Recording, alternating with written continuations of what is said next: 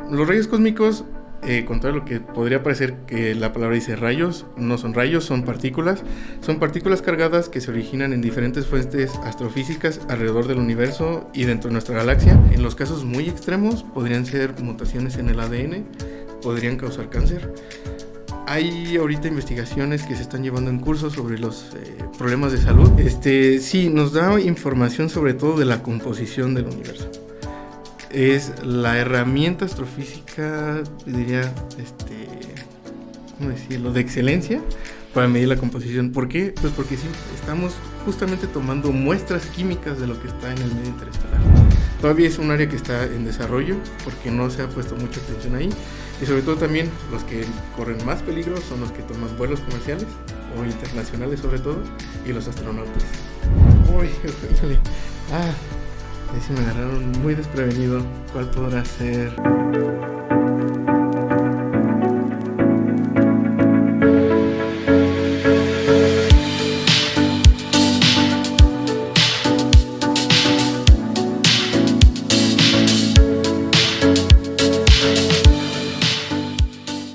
Hola, bienvenidos a un nuevo episodio de Recovecos de la Ciencia, un podcast donde hablamos diferentes temas de la ciencia con invitados especiales y especialistas en el tema.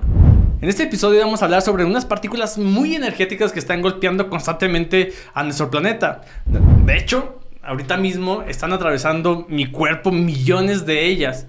Y estas partículas son conocidas como los rayos cósmicos. Pero, ¿estas partículas cómo se descubrieron y por qué son importantes estudiarlas? Bueno, para esto tenemos un invitado muy especial que nos va a hablar sobre este tema. Pero, como siempre, ya saben, antes de comenzar, déjenme agradecer a Yasmín que está detrás de cámaras. Y también invitarlos a que le den me gusta a este tipo de contenido, que comenten y que compartan para que este tipo de contenido llegue a más personas. Y invitarlos, ya saben que también estamos presentes por ahí en Facebook e Instagram como Recovecos de la Ciencia. Y bueno, entonces ahora sí, vamos a comenzar y déjenme presentarles a su invitado especial y a Jorge. Jorge, gracias por estar con nosotros. Hola, Osvaldo, mucho gusto. Más bien gracias a ustedes por tenerme aquí en el programa. Estoy listo aquí para compartir un poco de lo que sé sobre los rayos cósmicos y un saludo a toda la audiencia. Espero poder compartirles algo sobre la radiación cósmica el día de hoy. Sí, muchas gracias por estar con nosotros y que nos expliques un poco de qué está pasando. Y vamos a hablar también de los descubrimientos que se han dado últimamente, que han sido muy importantes, ¿no? Claro. Pero para comprender un poquito todo esto, pues así que comenzar con el principio y nos des un poquito de contexto. Y pues primero, ¿no? O sea, ¿qué son estos rayos cósmicos? Lo primero, claro que sí. ¿Qué son los rayos cósmicos?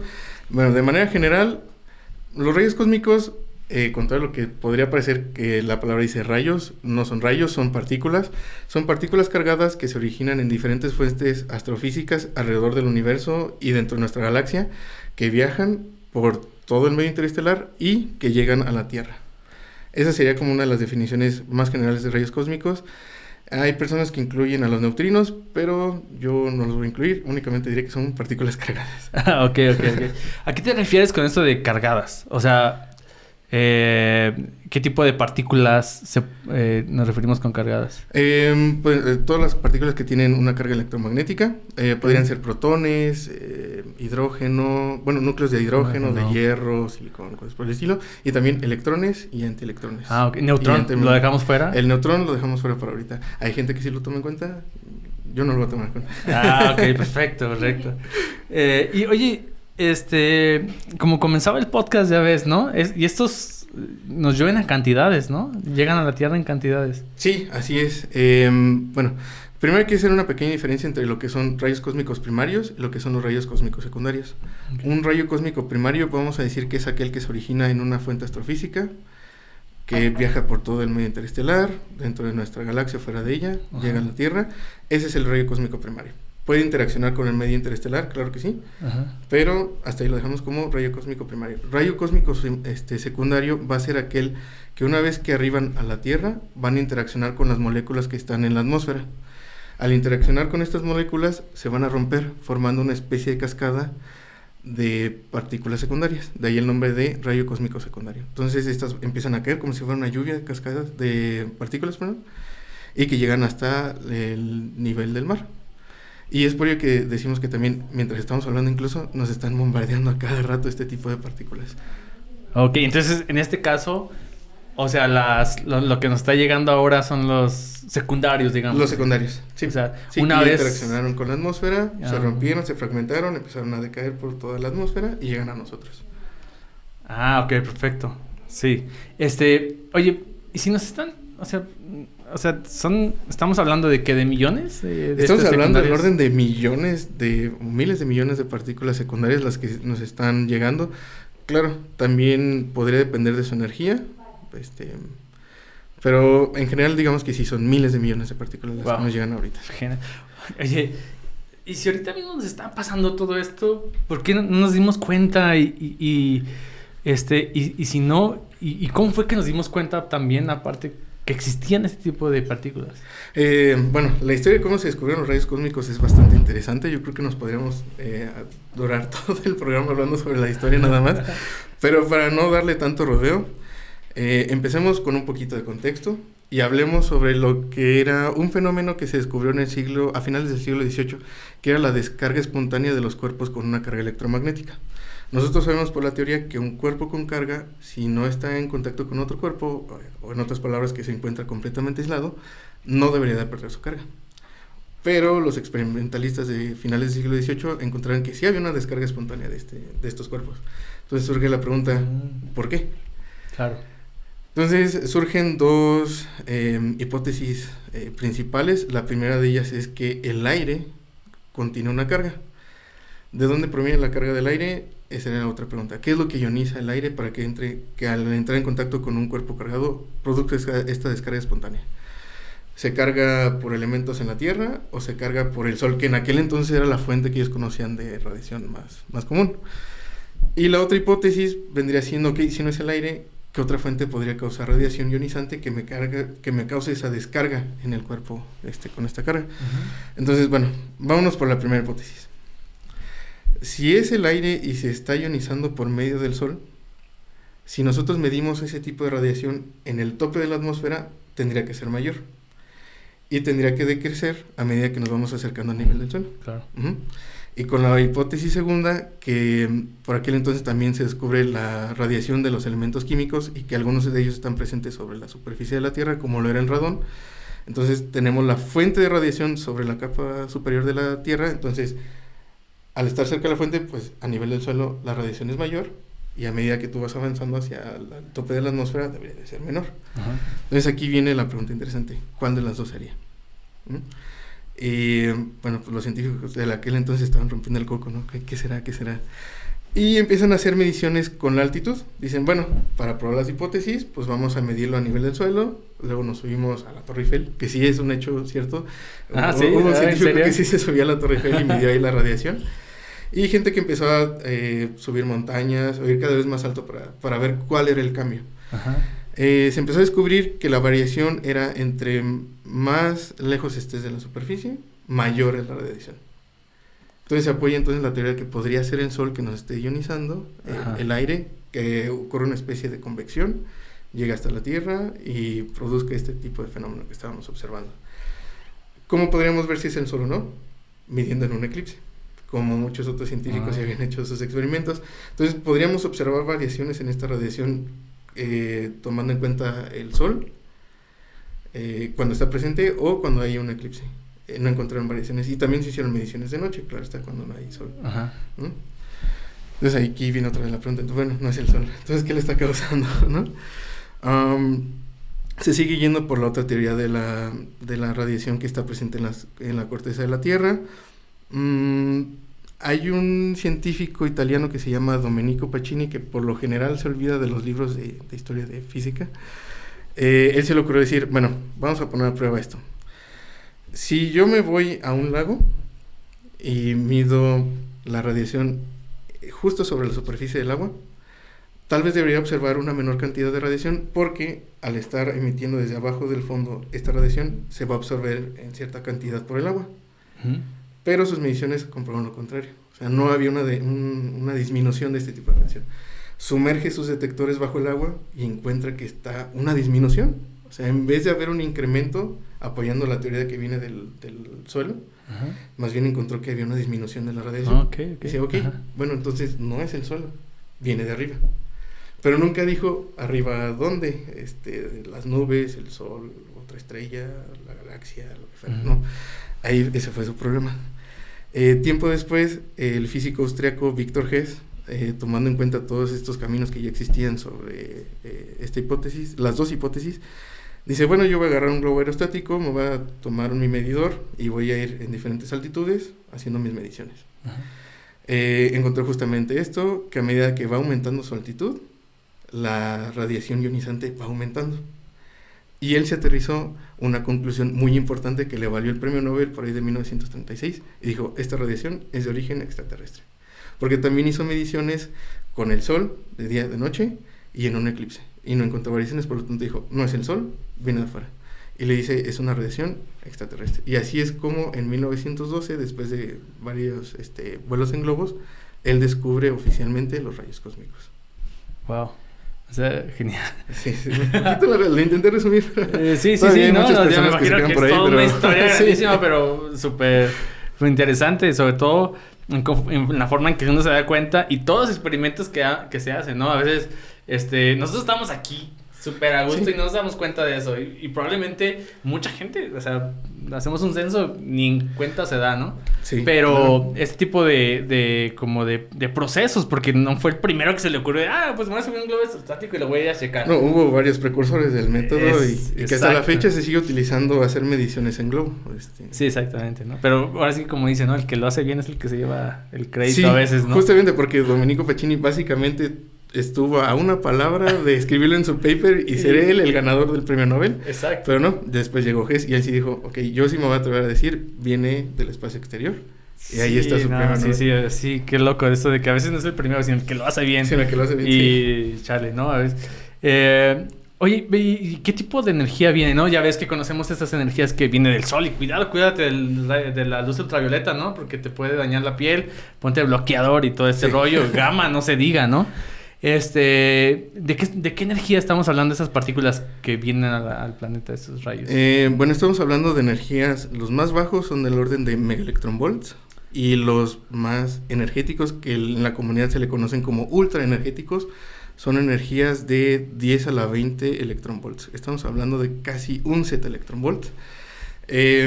Para los que no estén familiarizados con el concepto de electronvolt, pues simplemente es la energía que experimenta un electrón al moverse por una diferencia de voltaje de 1 volt. Okay. Oye, entonces estamos hablando de que ahorita mismo están atravesando millones, pero de esta parte secundaria, ¿no? La parte secundaria. La parte secundaria. ¿Y con qué frecuencia, digamos, llegan las primarias a la atmósfera, digamos, los que llegan acá? ¿Qué tan qué tan frecuente es que lleguen a golpear la Tierra? Por lo general no es tan frecuente porque justamente la atmósfera nos está protegiendo incluso de las más energéticas. Pueden penetrar más en la atmósfera, eso sí. O sea, a medida que nosotros subamos en altitud, pues es más probable que sí nos pegue un primario de muy altas energías. Uh-huh. Pero pues aquí en Morelia estamos seguros, no nos va a llegar altas energías. Además de que los de ultra altas energías son muy escasos, entonces también no es como que corremos peligro. Sí. ¿Se tiene estimado, algo estimado? O sea, ¿estamos hablando de por días llegan o por sí, años? Bueno, hablemos primero sobre los de bajas energías, que son del orden de megaelectronvolts. Ajá. Vamos a extenderlos un poquito hasta los gigaelectronvolts.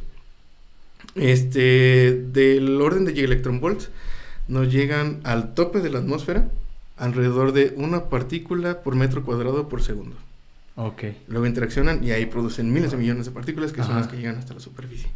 Si nos vamos un poquito más en energías a lo que son los de altas energías, que son de un petaelectronvolt hasta unos cuantos cientos, unos 300, 400 petaelectronvolts, el flujo de las partículas es de una partícula por metro cuadrado por año. Okay. Sí. O sea, digamos, son más escasas. Si entre más energético, sí, más escaso. Más escaso es. Y ya si nos vamos a las de ultra altas energías, esos son una partícula por kilómetro cuadrado por año.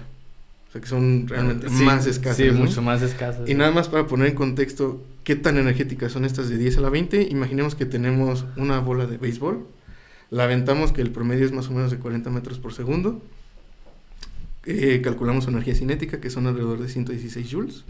Eso ya lo pasamos a electronvolts y es alrededor de 7 por 10 a la 20 electronvolts. O sea, La energía que está contenida en un bateo de béisbol promedio de las ligas profesionales es lo que está contenido en una sola partícula diminuta. O sea, es una energía cinética brutal para algo tan diminuto. Ajá, exacto. Sí. ¿No? O sea, algo que no podemos ver, ¿no? O sea, sí, algo que no podemos ver. Que te golpea y es, ¿qué pasó, no? Es bastante interesante. Y estos tipos de, digamos, de estos rayos con este tipo de energías, ¿nos pueden afectar de alguna forma a nosotros los seres humanos? O sea, quiero pensar que no tanto, ¿no? Porque si no ya estuviéramos súper preocupados desde hace mucho tiempo. Pero si nos afectan, ¿de qué manera nos afectan? O también a los dispositivos, por ejemplo, no lo sé. A nosotros como seres vivos. Ajá. Uy, bueno, los de bajas energías no hay que preocuparnos. La atmósfera nos protege. Y si no es la atmósfera, pues también es el campo magnético de la Tierra. Los más bajitos se desvían y la mayoría o algunos llegan hasta el Polo Norte y de ahí las auroras boreales, que son muy bonitas. Ajá. Pues es un espectáculo natural bastante hermoso. Los que corren más riesgo son las personas que viven a mayores altitudes. Ahí sí pueden llegar partículas más energéticas. Riesgos que podría haber en los casos muy extremos podrían ser mutaciones en el ADN, podrían causar cáncer. Hay ahorita investigaciones que se están llevando en curso sobre los problemas de salud. Todavía es un área que está en desarrollo porque no se ha puesto mucha atención ahí. Y sobre todo también los que corren más peligro son los que toman vuelos comerciales o internacionales sobre todo, y los astronautas. Que de hecho hay una historia bastante curiosa sobre los astronautas en las misiones Apolo entre la 11 y la 17. Empezaron a reportar destellos azules por la nave. Y pues en este tipo de misiones, obviamente ellos tienen todo etiquetado y saben dónde viene cada flashazo de luz, de LED y todos los circuitos que hay. Pero, ¿qué tienen que ver estos flashazos azules con los rayos cósmicos? Bueno, los rayos cósmicos son partículas ultrarrelativistas que viajan muy similar a la velocidad de la luz. No las fueran ni la alcanzan, hay que estar ahí, aclarar, en el vacío. Pero cuando están en un medio, sí pueden superar la velocidad de la luz en ese medio. Okay. Cuando lo superan, producen lo que sería como un símil a los booms sónicos, pero en vez de producirlo de manera sónica, pues lo producen de manera electromagnética. Lo que van a producir es un destello de luz azul, como el que se ve en las películas de los reactores nucleares, que se ve así como azul, verdoso, que cuando la ven dicen corre. Algo así pasa con los rayos cósmicos. Entonces lo que ellos estaban viendo realmente eran los destellos de los rayos cósmicos que estaban pasando por la nave espacial. Okay. Entonces, pues sí, hicieron varias pruebas de que, oye, es que estamos viendo estos destellos azules, ¿qué pasa? Entonces, Control decía, ok, vamos a hacer pruebas, apaguen tal módulo y dejen sin luz tal parte. ¿Ven alguna luz? Sí, vemos muchas y vienen de todas direcciones. Y ellos todavía no sabían que estaban siendo bombardeados por rayos cósmicos. Claro, porque se encontraban fuera de la atmósfera. Y al estar fuera de la atmósfera, ya no tienen esa protección natural que nosotros tenemos aquí en la Tierra. Y también algo más curioso sobre esto es que ellos todavía veían los destellos azules aún y cuando cerraban los ojos. Entonces los rayos cósmicos interaccionaban con la córnea, producían este fenómeno que se le conoce como luz Cherenkov, y veían el destello con los ojos cerrados. Entonces también las agencias espaciales, sobre todo, están poniendo mucha atención sobre cómo blindar las naves, los transbordadores y la estación espacial para este tipo de radiación. Y también hay mucha atención en esto por las futuras misiones que hay a Marte o más lejos en el sistema solar. Sí, claro, ¿no? Que ya no sales. ¿Y también podría afectar a los dispositivos o simplemente más a los seres humanos? Sí, también, claro, con los dispositivos, como hemos visto los avances en la tecnología, los procesadores, los chips, todo viene siendo cada vez más pequeño, y al hacerlos más pequeños, pues son más sensibles a este tipo de descargas que pueden depositar los rayos cósmicos. También hay una historia un poco curiosa, que no sé si es verídica o no, pero cuentan que en unas elecciones en España hubo un error en el conteo justamente porque un rayo cósmico golpeó el centro de cómputo. Creo ahí algo muy curioso y pues según se alteraron los resultados por eso. No sé qué tan verídico que sea porque fueron unas votaciones, pero no sería tan descabellado porque sí podrían afectar los circuitos de las computadoras. Sí, pueden subir unos 1,000,000 de votos por ahí, no, pues sin querer queriendo. Casualmente. Sí, es lo bueno de saber ciencia, ¿no? Que puedes un rayo cósmico. Fue la radiación cósmica, no nos podemos proteger. No podemos decir. Lo que se puede hacer también es poner capas muy densas de materiales, por ejemplo plomo, sobre algunas superficies o áreas que quisieran proteger. para evitar que estén pasando estas partículas. Al ser el material más denso, pues se absorben ahí dentro y ya no pasan por el otro lado. Ah, ok. Oye, y por ejemplo, ¿sabes qué pasa con por ejemplo, los satélites? Digo, están afuera, ¿no? Sí. Y ya ves que a veces ves la imagen y son unos enjambres de satélites por todos lados. ¿Y cómo, sabes, igual se protegen de alguna forma? Sí, obviamente también tiene un blindaje especial que son placas bastante gruesas, pero los que no lleguen a tener este tipo de protección, pues sí están más expuestos a esto. Y también es muy común que haya fallas, por ejemplo, en la telefonía, que podría ser causado por radiación de este tipo. Ay, me voy un poquito más allá, extrapolarme un poquito a todo esto, a ver si no exagero demasiado, pero a ver, todo este cambio climático que, digamos, la capa de ozono se está haciendo más grande y todo este rollo, ¿también de alguna forma está permitiendo que entren más rayos cósmicos? ¿O no, por ese lado no nos preocupemos tanto?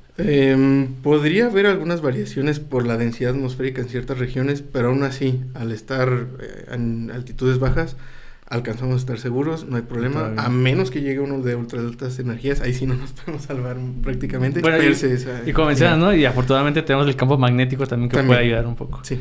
Sí, claro. En ese sentido, o sea, también si ya ves que dicen, no, que si el campo magnético va rotando y se está cambiando de la dirección, eso también puede afectar, entonces, de alguna forma. Sí, pero bueno, para que pase eso, todavía nos va a tocar. un buen ratito, ¿verdad? Sí.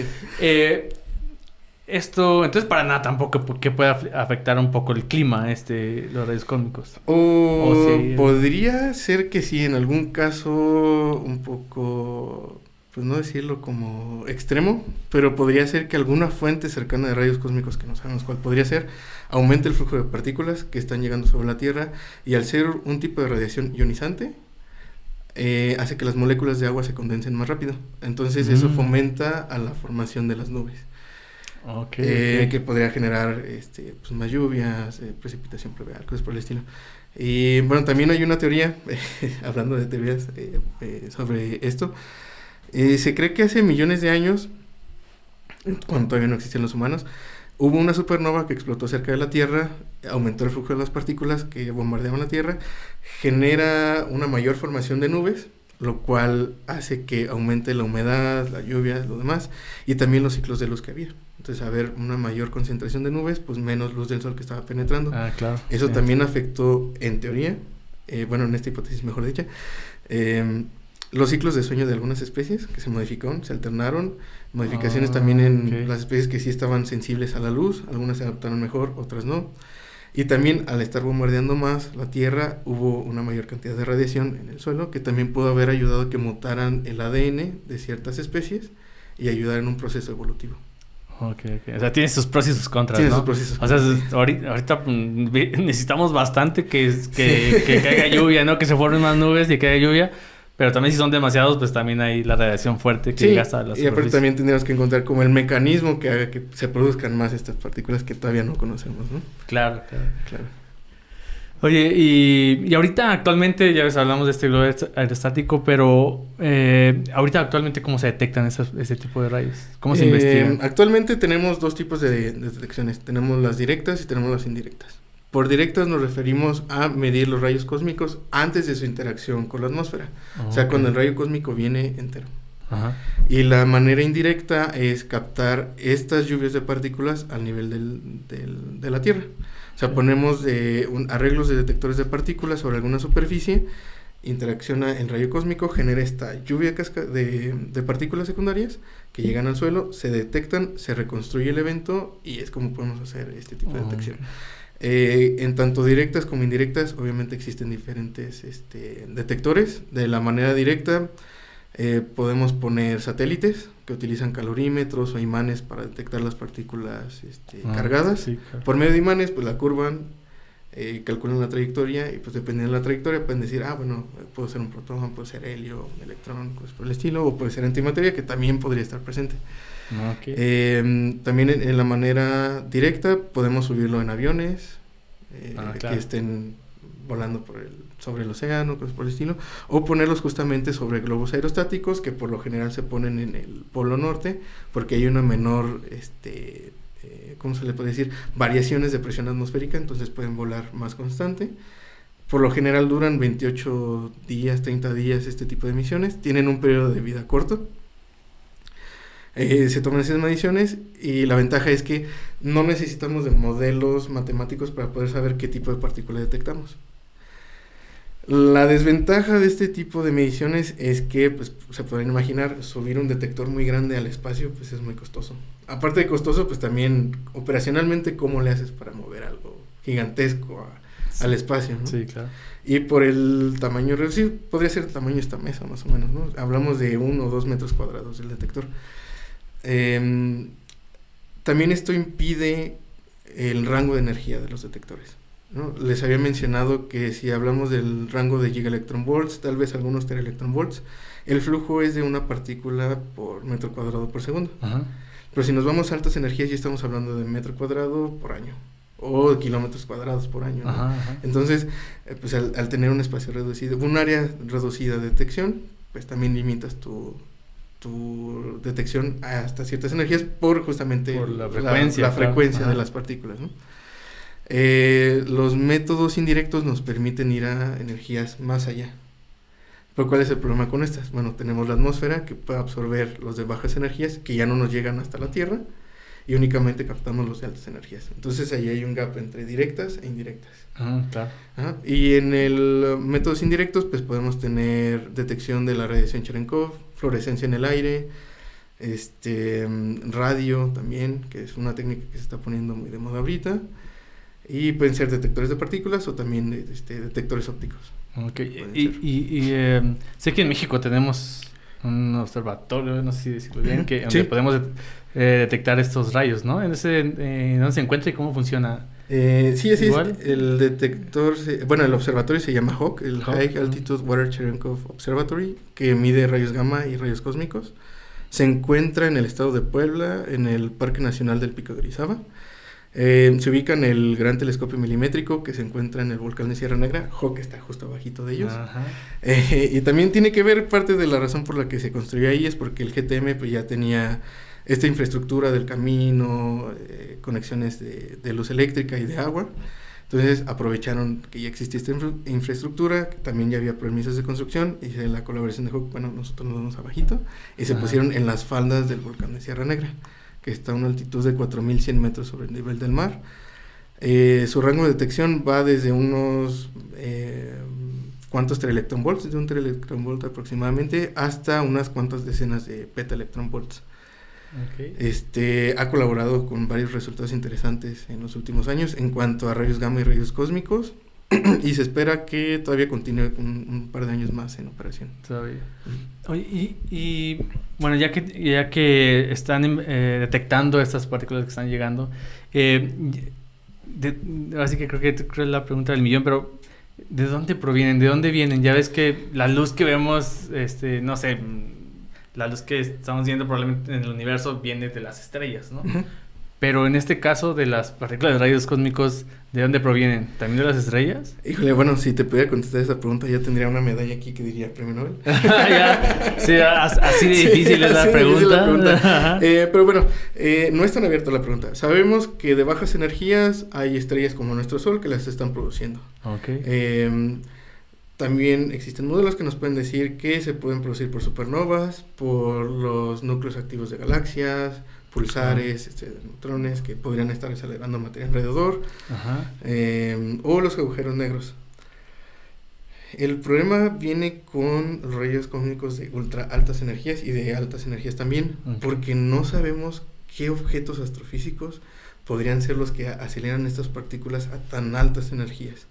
Muy recientemente un observatorio en China que se llama LASO publicó sus resultados sobre la observación de rayos gamma, en el cual ellos sí ponen como un modelo que en la región del Cygnus existe un objeto que se le llama burbuja de Fermi que podría ser responsable de acelerar protones hasta energías de petaelectronvolts. Es lo que hemos estado más cerca hasta ahorita de ponerle un origen a los rayos cósmicos de petaelectronvolts, pero todavía falta mucho camino para seguir descubriendo cuáles podrían ser las fuentes dentro de nuestra galaxia y fuera de ella, y pues de ultra altas energías también, porque no conocemos ningún objeto que pueda acelerar este tipo de partículas hasta allá. Y también hay que recordar que al ser partículas electromagnéticas o con una carga, se desvían de su trayectoria original. Entonces no es tan fácil como decir con un telescopio óptico, decir, oh, bueno, ahí hay una estrella y estoy viendo su luz y por lo tanto veo la dirección de la que viene. Ajá. Cuando nosotros observamos los rayos cósmicos, no apuntan en su dirección original, porque en su trayectoria desde su fuente hasta que nosotros lo observamos, se fueron desviando en una caminata aleatoria por toda la galaxia. Y al final nos llegan apuntando en direcciones que no sabemos de dónde. Dice, bueno, yo lo vi en esa dirección, pero a lo mejor la fuente está por acá, ¿no? Pero viene por ahí. Pero viene por allá. Oye, y esto justo es lo que te quería preguntar. Eso dice, bueno, pueden venir de núcleos activos de galaxias, no sé, pueden venir de alguna supernova, ¿no? De alguna estrella. Esto, o sea, es difícil también saberlo, o sea, apuntan, digamos, a ese tipo de región y por ahí encuentran que vienen más rayos cósmicos de esa región y por eso medio dicen, sí, puede venir de un núcleo activo de galaxia, del centro de la galaxia, por ejemplo. O simplemente lo asumen porque dicen, esos mecanismos podrían producir.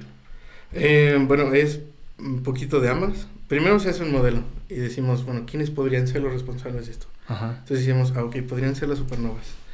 Luego, con los datos que se obtienen de diferentes observatorios, pueden ser directos o indirectos, vemos las direcciones de arriba. Se hacen mapas en coordenadas galácticas para ver más o menos cuáles son las regiones donde están viniendo más partículas que de otras. Sí se han encontrado anisotropías que vienen más de algunas regiones que de otras y justamente con esos datos podremos decir, ok, ¿qué hay en esta región central donde estoy viendo más partículas? ¿Hay algún objeto ahí o no hay nada por ahí? Si no hay nada por ahí, pues bueno, estamos viendo justamente el efecto de que se están desviando por algún campo magnético. Ajá. Pero entonces ahora viene la pregunta. O algo que no sabemos. O algo que no sabemos, sí, que todavía podría ser. Alguna estrella que no vemos, algún objeto nuevo, alguna civilización que nos está mandando mensajes, ¿no? Exacto. Y pues bueno, justamente sería empatar justamente las mediciones de las anisotropías con los modelos que nos podrían decir qué fuentes podrían ser y con las anisotropías decir si hay algo de estos objetos que yo veo por aquí o no. Ah, ok. Sí checan sí con checan modelos. O no. Oye, entonces en ese sentido, ¿hay preferencias? ¿Han encontrado una preferencia en decir, apuntamos para el centro de la galaxia y creo que ahí encontramos más? ¿O nuestros modelos apuntan que va más hacia allá?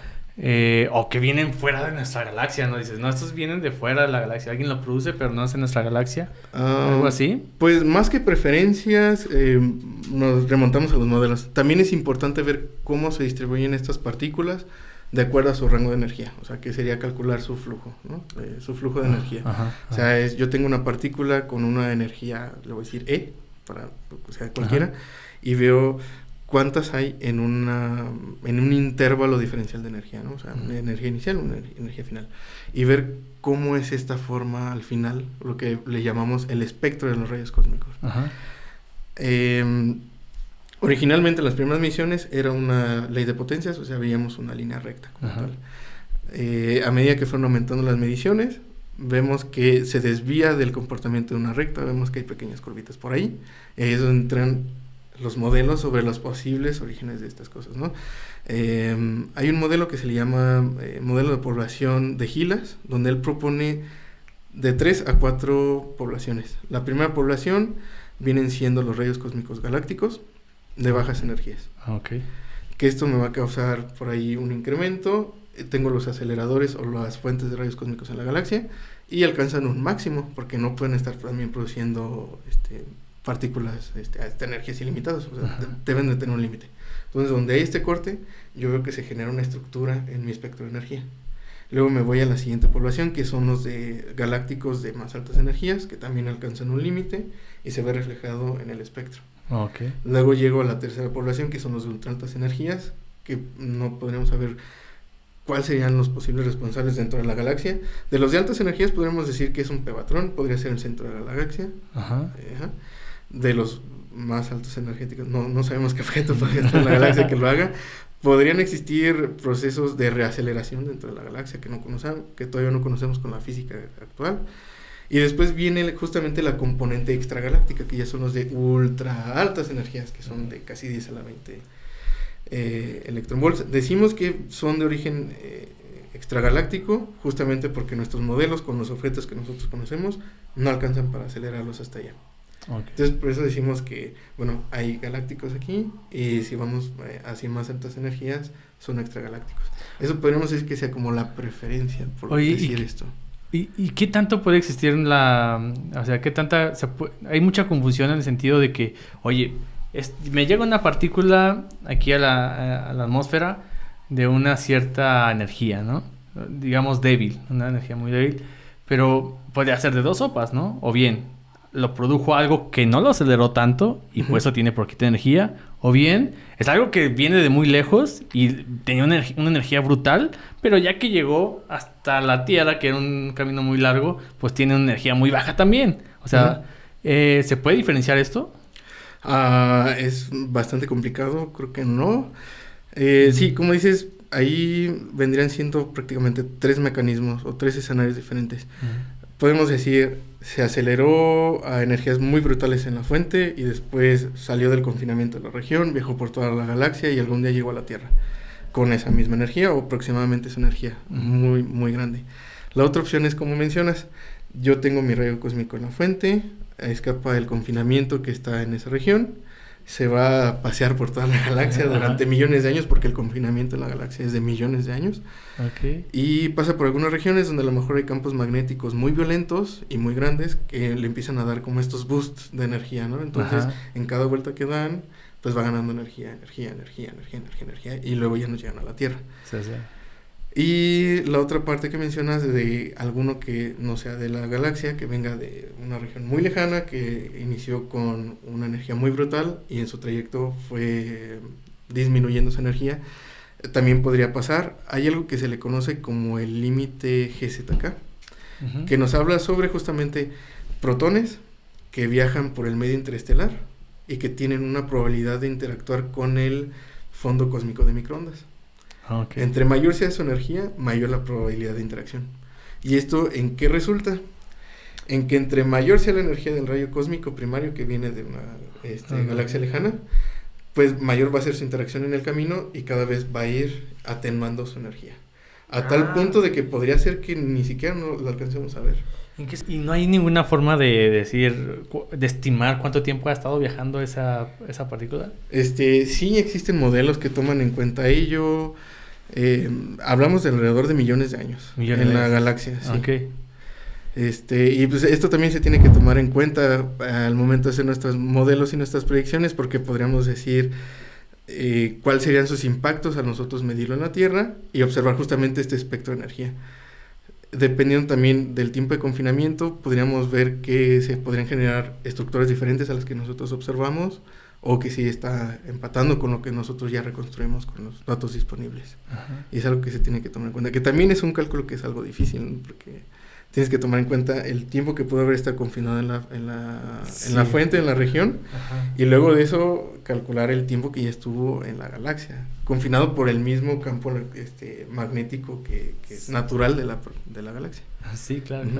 Oye, bueno, hasta cierto punto como que es muy complicado, ¿no? Sí. Esto sobre todo por el montón de interacciones que podría haber tenido esa partícula antes de llegar a la Tierra, ¿no? Sí, existen modelos, por ejemplo, el más popular se llama Galprop, que habla sobre justamente toda esta difusión de los rayos cósmicos en la galaxia, que toma en cuenta ciertas interacciones, porque también hay que tomarlas en cuenta, que podrían ser responsables incluso también de reaceleración, ¿no? De estas mismas partículas, ¿no? Sí, claro. Oye, y ¿esto qué información nos da estas partículas sobre, no sé, la formación del universo, así, o formación astrofísicas, ¿no? Como la formación de, no sé, choques de agujeros negros, no sé si, o los mismos núcleos galácticos activos. ¿Nos da alguna información? Sí, nos da información sobre todo de la composición del universo.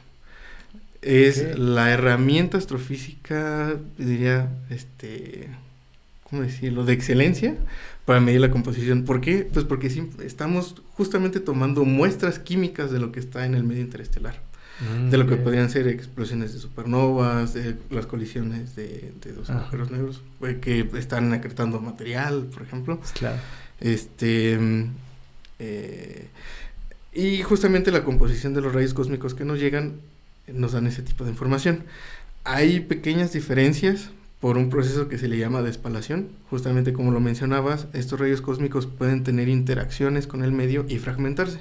Entonces, un núcleo pesado, por ejemplo de hierro, podría chocar con alguna molécula de polvo por el medio y fragmentarse en uno más ligero. Uh-huh. Entonces, eso podría ocasionar diferencias con los procesos de nucleación en una estrella.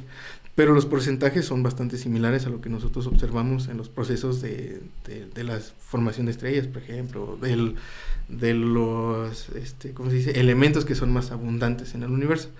Aproximadamente el 79% de las partículas de rayos cósmicos que nos llegan son de hidrógeno o protones.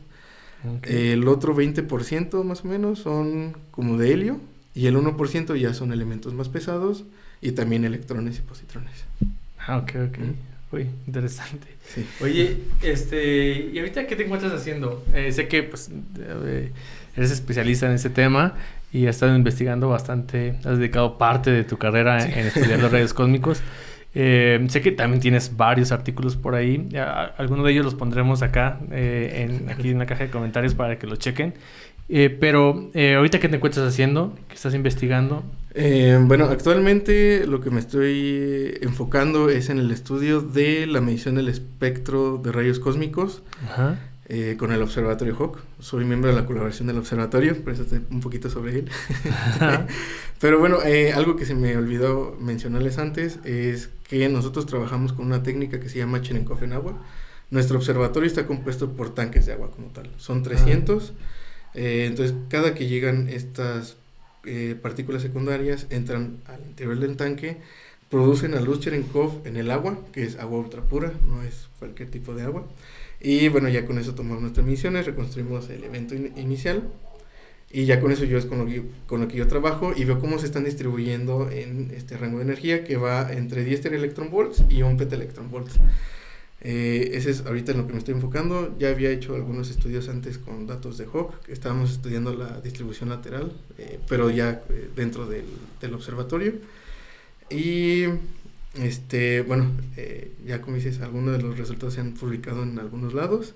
Y también hace unos días mi asesor me escribió esto, no lo sabíamos. Uno de los primeros resultados que habíamos puesto sobre el espectro total de los rayos cósmicos, por total me refiero a todas las partículas, o sea, no solo una componente en especial, agarramos todo como viene y lo analizamos. Se publicó en uno de los reviews del Particle Data Group en el 2023, entonces ahí aparece nuestro resultado en el compendio de rayos cósmicos y apenas nos enteramos hace 3 días. Ajá, genial. Después de casi un año. Sí nos dio mucho gusto porque pues, también lograr ahí pues ya fue algo importante que pudimos ya poner ahí nuestro granito con nuestro trabajo ahí en esto. Todavía falta mucho trabajo, también queremos hacer estudios sobre las anisotropías con el observatorio, uh-huh. Y es un trabajo que se está haciendo también en paralelo con otros colaboradores de la Universidad de Wisconsin. Uh-huh. Las anisotropías, o sea, de la dirección de esos rayos, ¿no? Sí, de ver cómo, uh-huh. Cuáles regiones son las que tienen mayor arribo y cuáles son las que tienen menor arribo. Que eso también complementa el estudio que estamos haciendo del espectro total. Ver, qué podemos aportar adicional a eso. Y también algo importante que nosotros descubrimos es que en esta región, previamente que se encuentra entre las mediciones directas e indirectas, pues había poca estadística. Nosotros estamos aportando mediciones que ya tienen mayor número de datos, con errores estadísticos más reducidos. Y también algo importante es que antes se creía que esta región era plana en el espectro, o sea que seguía una ley de potencias. Y nosotros descubrimos que no es plana completamente, hay una estructura por ahí, ajá, que podría apuntar a alguna región cercana a la Tierra o algún proceso de reaceleración, que por eso también queremos completar con el estudio de las anisotropías. Entonces ahí también esperen ver en el futuro ese estudio. Esperemos pronto. No, sí, esperemos que nos den la oportunidad de hablar un poco sobre tus nuevos descubrimientos. Sí, claro. Y pues nada, agradecerte por estar con nosotros, pero estaremos al pendientes de todo tu trabajo. Y antes de terminar, siempre nosotros tenemos algunas preguntas que le hacemos a nuestros invitados. Adelante. Para cerrar el podcast. Y si tienen más preguntas a la gente que ha escuchado esta plática, por aquí déjalas en los comentarios y te las hacemos llegar. Y si tienes algo de tiempo, nos ayudas a responderlas. Y ya nos quedamos con el pendiente. Hablamos después más de esto de rayos cósmicos, que siempre nos queda por hablar. Sí, apenas fue como, diríamos, la punta y la iceberg. Todavía queda muchísimo que muchas discutir. Preguntas a la mente, que si, no sé, si se pueden identificar nuevas partículas que no se han detectado antes, ¿no? Por ejemplo, ¿no? Dices, esto no es un protón, esto es otra cosa, ¿no? Sí, o sea, no sé. Bueno, pequeño comentario, ya nada más para finalizar. Sí, justamente la física de partículas también tiene mucho desarrollo en el estudio de los rayos cósmicos, porque antes no existían los aceleradores. Incluso hasta el día de hoy, el LHC pues llega hasta energías de 17 teraelectronvolts en colisiones protón-protón. Nosotros estamos hablando de energías de petaelectronvolts, hexaelectronvolts, casi electronvolts.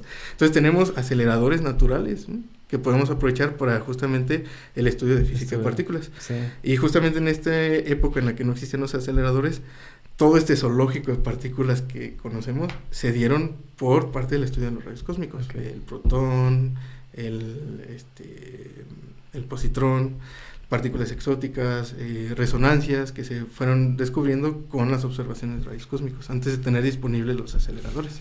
Sí. Entonces sí, y podría todavía aportar muchísimo más. Sí, o sea, sí se me vienen, sí. Y con eso se vienen más preguntas, ¿no? Pues pero ¿hay alguna forma de estudiar la materia oscura con esos rayos cósmicos o no?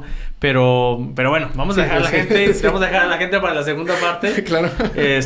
Y que nos dejen sus preguntas, y si tienen más ganas, hacemos la segunda parte, si tienes tiempo. Yo con gusto, adelante, y me tendrán por una segunda, tercera, cuarta, quinta parte. Sí, hay muchos temas que hablar y claro, entonces para nosotros es un placer.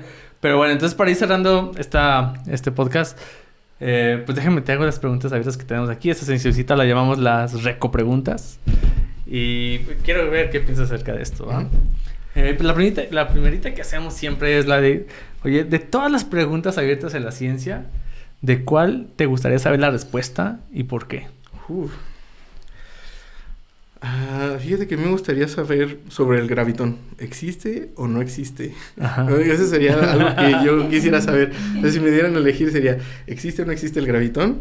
¿Y por qué? Pues porque nos daría justamente, creo yo, el cierre a esta posible unión entre lo micro y lo macro. O claro, decirnos que todavía estamos muy lejos, ¿no?, de la unificación. Pero a mí me gustaría saber, ¿gravitón existe o no existe? Claro. Sí, es muy buena. O sea, nunca nos habían dicho esa, ¿verdad? Sí. Oye, y la segunda es, de todos los descubrimientos a lo largo de la historia de la ciencia, para ti, ¿cuál se te hace así que el más impresionante? Híjole. Ahí sí me agarraron muy desprevenido. ¿Cuál podrá ser? ¿De la ciencia en general? Sí, lo que te gusta, pues. Que digas, wow, esto sí me sacó de onda cuando lo vi, no sé. Bueno, yo me voy a ir por la parte de la medicina, la penicilina. Yo creo que es un invento que fue bastante revolucionario. Cómo extraerlo, cómo producirlo, cómo sintetizarlo, y es algo que ha tenido un gran impacto en la sociedad porque pues nos ayudó de pasar de un promedio de vida de 30, 40 años a hasta ahorita ya 70, 80. 60, sí, ¿no? Entonces, pues yo diría por esa parte de la medicina, en ciencia en general. Sí, claro. Sí me impresionó. De físicos, pues podríamos hablar muchos, pero ahorita no se me viene ninguno a la mente. Sí, está bien. No te preocupes, eso lo hablamos, que es bastante bueno, ¿no? Sí, pues imagínate, no podemos hacer ciencia, o tenemos que ser muy brillantes, ¿no? Como un Newton o así para los 20 y tantos ya hacer nuestros descubrimientos y no esperar a los 60. 100 publicaciones y ya están listos para los 25, una gripa, bueno, ya. Ya, sí, no importa, ya contribuye, exactamente. Sí. Oye, y la siguiente pregunta es, ¿qué gran invención querrías que existiera antes de morir? O sea, yo quiero ver eso antes de que me muera. Bueno, en el área de rayos cósmicos, a mí me gustaría ver la siguiente generación de detectores. Bueno, también lo que se me olvidó mencionar es que para la detección de las fuentes de rayos cósmicos también utilizamos rayos gamma y neutrinos, que son otro tipo de mensajeros, para ayudar, que esos no se desvían por los campos magnéticos y se apuntan en la dirección en la que tiene que ser. Me gustaría ver esta nueva generación que mezclan diferentes tipos de detectores, que tienen, por ejemplo, detectores de neutrinos con detectores de rayos cósmicos en la superficie. Y ya algunos más descabellados, que sería poner los detectores fuera de la Tierra, ¿no? Ponerlos en órbita, pero arreglos de detectores, no un solo satélite que está por ahí orbitando, que esté sobre la Estación Espacial Internacional, sino ya crear un grid que esté fuera de la Tierra, que sea grande, que cubra miles de kilómetros cuadrados, para ver justamente qué es lo que hay fuera de nuestra galaxia. Ajá. Y si se rompen los límites de las energías, ¿qué podríamos determinar de ahí? Que, como lo decías, alguna estrella que no conocemos, algún agujero negro primordial que también rompa los esquemas que conocemos de la teoría. O sí, claro, ¿no? Sí, o cosas más descabelladas. También por ahí leí alguna vez que podría ser algún glitch de la simulación. Claro, pero ¿no? a mí me gustaría ver eso, la siguiente generación de superdetectores de rayos cósmicos. Sí, creo que resolvería muchos enigmas, sí. Y probablemente... O nos abriría más todavía. Plantearía más preguntas desafiantes, ¿no? Sí. Pero bueno, a los científicos siempre nos encantan esas preguntas de repente. Sí, de eso vivimos. Exactamente. Complicarnos la existencia. Exactamente. Bueno, pues justamente... primeramente, ¿crees que hay vida inteligente en otros planetas? Yo digo que sí. Sí, sería como muy descabellado pensar que estamos solos. A mí me gustaría creer que sí.